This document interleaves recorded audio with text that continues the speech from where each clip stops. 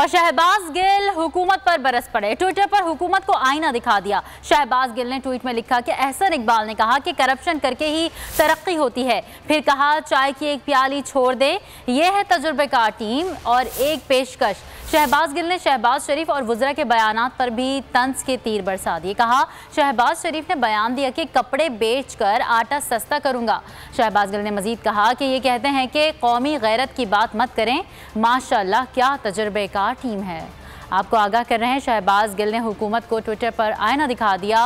उन्होंने कहा कि एहसन इकबाल ने कहा कि करप्शन करके ही तरक्की होती है। शहबाज गिल ने ट्वीट में मजीद कहा कि फिर कहा कि चाय की एक प्याली छोड़ दें, यह है इनकी तजुर्बेकार टीम और इनकी ये पेशकश।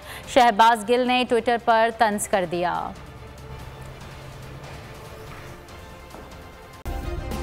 सब्सक्राइब करें और बेल दबाएं ताकि कोई खबर रह न जाए।